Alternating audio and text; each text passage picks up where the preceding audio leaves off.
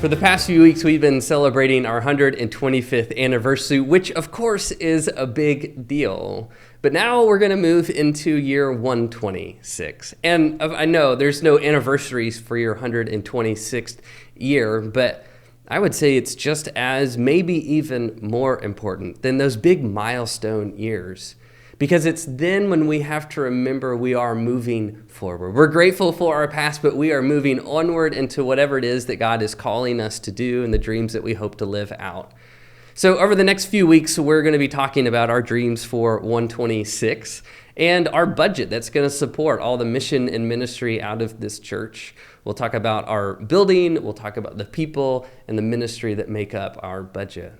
So let me begin with our building and our campus, which is never the most exciting part of a budget. It is a large portion of it to make sure that we take care of the campus that we have. But I want you to think about it a little bit differently than just lights and electricity.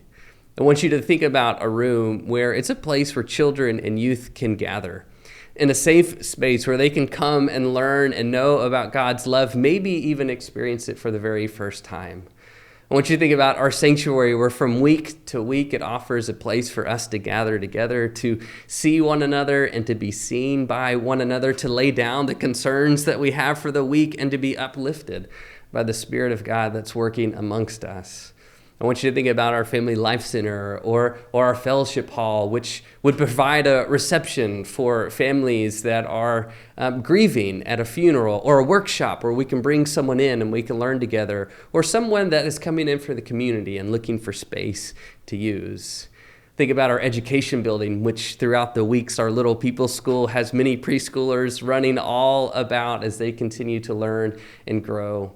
Or even think about when disaster strikes and we have to change up everything that we know and become a place where we can provide relief for our community like we did at Harvey. The list goes on because behind every facility and campus, of course, is a mission where inside of these walls, we can create that space where we can live into our vision together, where we can be a place where everyone belongs. And because of our campus, we can offer that kind of support. So as we move forward and as we dream, what is it that God is leading us and asking of us to do, not only to develop this church, but to be a place for our community? I want to encourage you to help us to move forward where everyone can play a part. I hope that you will prayerfully consider an estimate of giving card for next year and help us live faithfully into year 126 as a church together.